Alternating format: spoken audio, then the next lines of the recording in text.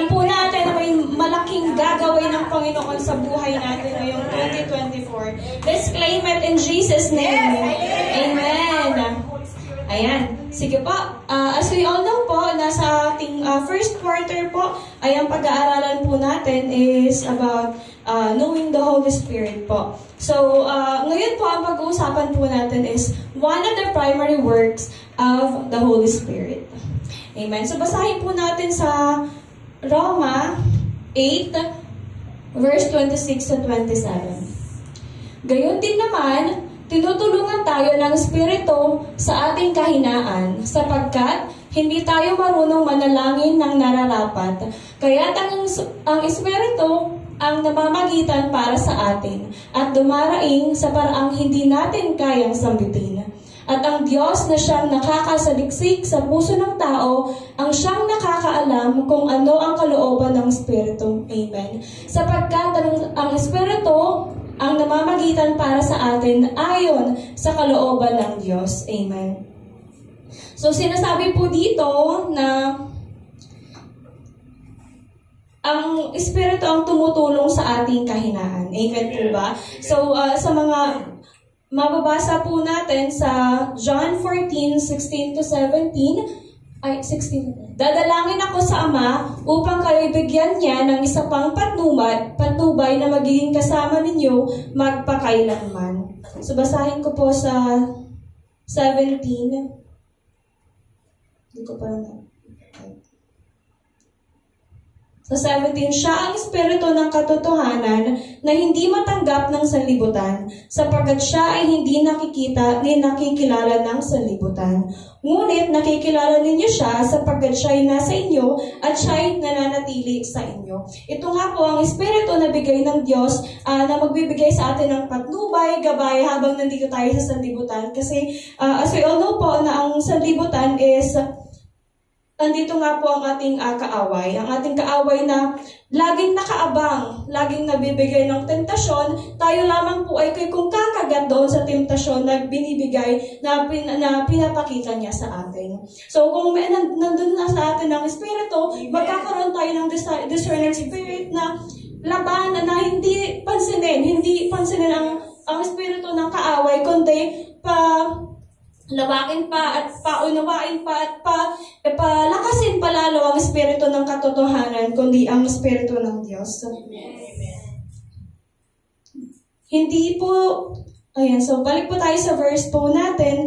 Ayun nga, hindi po tayo marunong manalangin ng wasto. Amen po ba?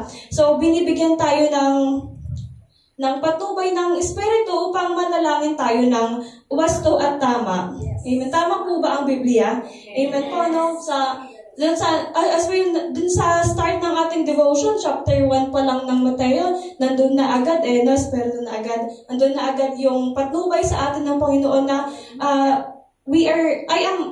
personally po, I am thankful po na nag-open itong daily devotion. Kasi personally po, nung nabisi nga po ako doon nung nagkaanak nga po ako, na wala nga po ako doon sa daily devotion ko, na nakaka-bless na nagkaroon tayo ng daily devotion na hindi po talaga kakain muna ng food unless i-feed mo muna yung spirit mo. No word, no food. Amen. So, ayan po. So, dun sa wastong panalangin, hindi naman talaga tayo marunong manalangin na yung ating mga panalangin, self-centered. Lord, gusto ko ng ganito. Lord, gusto ko ng ganito. Ngayon, hinahayaan natin, Lord, your will be done sa buhay ko. Amen. Tapos, yung sa manalangin sa kaibigan mo, sa kaaway mo, napakahirap po talagang manalangin para sa kaaway mo, no? Dati po ang kaaway, ang panalangin natin, Lord, kunin mo na po siya. Ngayon hindi na, no? Lord, nawa po makakilala po siya sa inyo. Yes. Nawa po, Lord, magkaroon ng pagkakataon na kami ay makapag-usap at makapag-share ng iyong salita. Ganun na po, sa pamilya po natin, ganun din po sa pamilya po natin. Minsan, yun nga, yung nag-start nga po tayo sa dating religion, na mahirap po talaga na meron talagang kapamilya po natin na sabihin na dito na ako nag-start dito na ako mamamatay.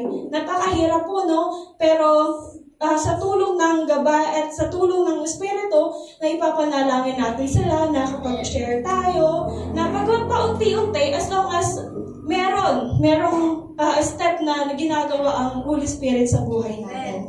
Amen. Hallelujah. Ayan, so doon naman po sa 27 na, yun nga, nag-intercede na tayo, nagagawa na natin ipanalangin yung bayan natin, nagagawa na natin ipanalangin ang mga tao surroundings natin. Ayan po. And then po, lastly po, alam niya na ang ating laman ay mahina. Amen. So the spirit is willing, but the flesh is weak. Ayun po talaga yung laban natin. Yung flesh natin, yun yung ginagamit ng kaaway natin kasi nandito pa tayo sa sanlibutan. Yung mga temptasyon talaga is hindi mawawala sa isip. Yun nga, paglabas pa lang natin dyan, meron na agad temptasyon. Meron na agad yung gawa ng kaaway. So, alam niya ang ating laman ay mahina kahit na ang ating spirito ay nagnanais. Kaya, ang kanyang spirito ay namamagitan para sa atin. Amen. Kahit na para sa mga pangailangan na hindi natin masabi lang sa ating mga salita. Amen. So, truly na alam ng Lord kung ano ating pangailangan. Dati, sinasabi natin na gusto ko ng ganito, gusto ko ng ganyan. Nakakala natin, yun yung magpapasaya sa atin. Yun pala, yun yung distraction sa atin, pagpapalayo sa atin, sa pagpapalayo sa atin sa Lord, which is, ang no ng Panginoon ay hindi dahil hindi kanya mahal. It's God's way of redirection, it's God's way na protektahan kanya. Amen. Hindi inaalis ng Espiritu ng Diyos ang ating kahinaan, ngunit tinutulungan tayo sa ating kahinaan. Ilamang mo ang weekly devotion.